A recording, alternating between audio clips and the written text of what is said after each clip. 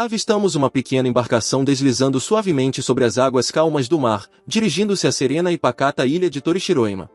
O barco está prestes a atracar no pier, mas, a bordo, há um garoto que contempla o céu límpido, observando atentamente as gaivotas que sobrevoam ao redor. Enquanto as observa em silêncio, ele murmura para si mesmo que aquilo o faz sentir-se como uma ave migratória ferida. Essa reflexão, extremamente específica, parece responder a uma melancolia interior, como se traduzisse a dor silenciosa de um coração partido.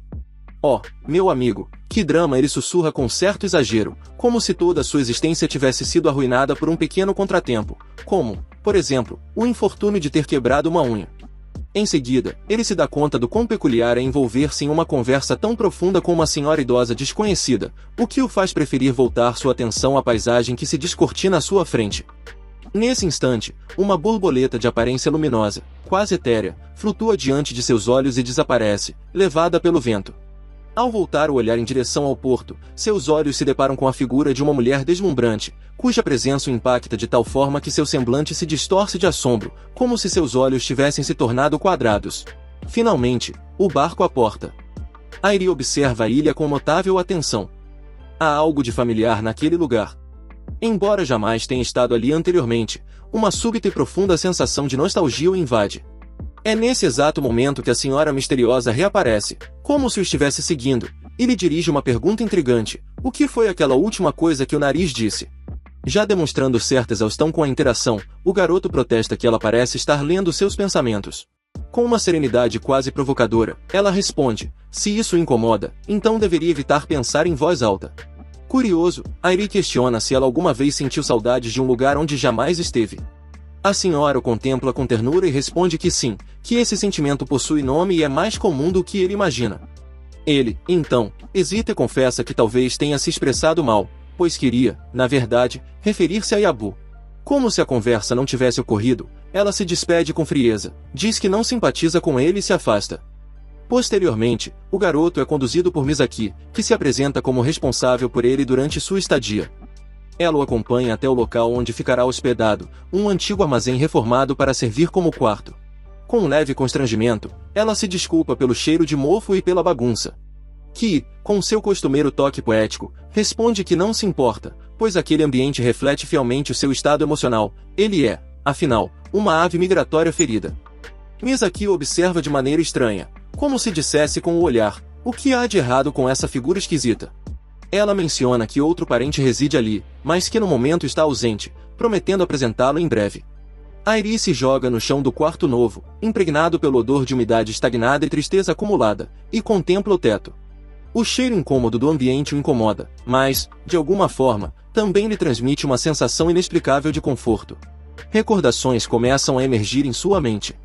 Certa vez, sua avó Kyoko lhe enviará uma carta, um cartão postal amassado, com uma imagem da ilha de Torishiroima. A casa da senhora vivia em desordem, pois ela passava os dias viajando pelo mundo como uma alma livre. Alguém precisava pôr ordem naquela morada, e, evidentemente, quem for incumbido da missão? Justamente o único jovem sem aulas, sem emprego, sem vida social, ou seja, Airi, também conhecido como o rei do drama existencial e das metáforas excessivas. Enquanto se perde nesses pensamentos, o cansaço domina e ele adormece ali mesmo, como uma pedra largada. Em seu sonho, ele se vê afundando em uma piscina, sem ar, incapaz de emergir, sentindo a pressão da água o arrastar para baixo. No momento em que parece não haver mais salvação, ele desperta, suado, confuso e com a garganta ressecada como seus planos de futuro. Já anoitece. O céu ganha tons de laranja e roxo. Ele resmunga intensamente e decide procurar Misaki, na esperança de obter algo digno de ser chamado jantar. Com um entusiasmo um tanto forçado, ela lhe informa que só tem algumas sopas instantâneas Maruan. Indignado, ele protesta, afirmando que seu estômago merece respeito. Misaki, sem paciência, joga-lhe as chaves da moto e diz que, se ele quer algo melhor, que vá procurar por si mesmo. Sem pensar muito, Airi parte para a pequena aventura culinária. Encontra uma pousada modesta e acolhedora, com mesas de madeira e um aroma delicioso no ar. Senta-se, observa o cardápio escrito em um quadro negro e pede com bom humor: um cardápio feliz, por favor. O chefe o encara com um olhar enigmático, vai até a cozinha e retorna com um prato fumegante de caldo de galinha com ovo. Confuso, Airi diz: mas eu pedi um cardápio feliz, sem perder a compostura. O chefe responde: a galinha e o ovo morreram juntos. É um final feliz. E, diante de tal sabedoria, não há argumento possível. Ele devora o prato e, para ser sincero, estava realmente delicioso. De barriga cheia, decide caminhar um pouco pela ilha. As ruas estão vazias, o ar é fresco, e a fraca iluminação das casas mal revela o caminho. Depois de vagar sem rumo, chega aos arredores de uma escola primária, certamente o lugar mais impróprio para se estar naquela hora da noite. Contudo, mais uma vez, a vida o surpreende. Ouve um ruído. Ao olhar por entre as grades, avista uma piscina. Sem permissão, atravessa os portões e aproxima-se com cautela. Dentro da água, uma garota está submersa, prendendo a respiração. Quem é você? Ele pergunta. Sou Airi, responde nervosamente, e devolve a pergunta. A menina diz que está praticando natação. Ela parece desconfortável, e não é para menos. Imagine-se sozinha, de biquíni, à noite, quando um estranho surge e começa a falar como se fosse algo corriqueiro.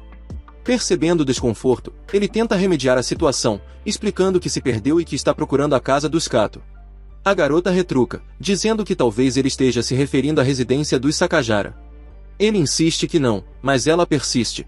Como a discussão não leva a lugar algum, e notando que a situação está se tornando constrangedora, Airi decide partir. Antes de ir, a menina suspira e lhe dá instruções para retornar. Ele agradece e pergunta por que ela está praticando natação à noite. Alerta que isso é perigoso, e se um garoto de intenções duvidosas aparecesse para observá-la? Ela o fita com severidade. Dozoi, ela responde com frieza. De volta a casa, Misaki está irritada porque Airi comeu sozinho e não trouxe nada para ela. Ele sorri, envergonhado, e admite que a refeição estava deliciosa. Pergunta o significado da palavra dozoi. A resposta vem de uma voz suave, é outra garota, de cabelos roxos, observando da porta. Ela o cumprimenta com um bom dia e se apresenta como Omi, a outra parente que reside na casa. Airi, ainda meio sonolento, retribui a apresentação, e ela o informa que o café da manhã está servido. Ele encontra um prato de arroz frito e o observa com desconfiança. No entanto, algo em seu interior lhe diz que aquele verão será tudo, menos comum. Terminada a refeição, chega a hora de dividir as tarefas domésticas. Como ninguém está ali de férias, eles organizam um quadro negro com os dias da semana e as responsabilidades: levar o lixo, lavar a louça, cuidar da roupa, higienizar quartos e banheiros. Cada um faz uma expressão facial diferente ao sortear uma tarefa. Omi tenta manipular os resultados com caretas, mas acaba revelando seus planos em voz alta. Airi, é claro, escuta tudo. O que há de errado com aquela família que não consegue manter os pensamentos dentro da cabeça? Repetem o sorteio, e Omi perde novamente. Na terceira tentativa, com uma cara de pôquer impecável, ela finalmente começa a ganhar. Depois disso, Nomi se despede e sai para brincar na rua. Airi, por sua vez, questiona Misaki sobre o que ele deve fazer, mas ela simplesmente responde: vai dar uma caminhada.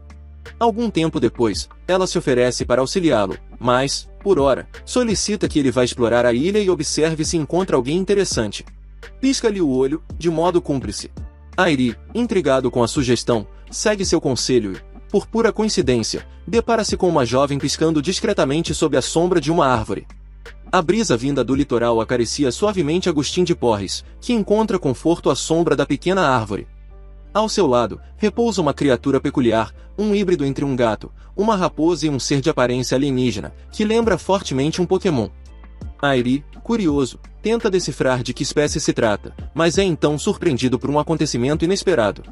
A jovem, que até então parecia apenas repousar, cambaleia e desaba sobre a relva macia e convidativa. Airi, tomado por sua habitual curiosidade, e traços de um comportamento, no mínimo, inconveniente, vê nisso uma oportunidade e finge que vai socorrê-la, mas acaba apenas segurando a baba que escorre do canto de sua boca.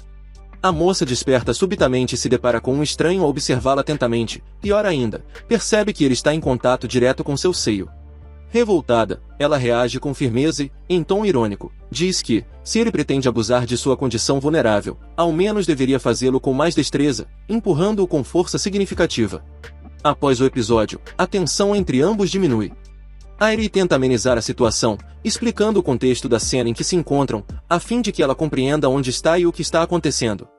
Pede também que ela não seja tão hostil, pois, segundo suas palavras, seu coração encontra-se em estado delicado e ele se sente ofendido com tamanha desconfiança. A jovem, por sua vez, responde com frieza, declarando que, caso um dia acorde e o veja sobre ela, espera que ele a respeite e não ouse importuná-la. Airi, embaraçado, tenta desculpar-se, mas ela o interrompe, afirmando que deseja apenas que ele a deixe dormir em paz, sem brincadeiras ou investidas impróprias. Não estou pedindo muito, conclui ela. Nesse momento, Airi percebe, alarmado, que já são 2 horas da tarde e exclama com urgência que está atrasado para o trabalho. Sai apressadamente, acompanhado de seu estranho animal de estimação, a criatura alienígena chamada Inari.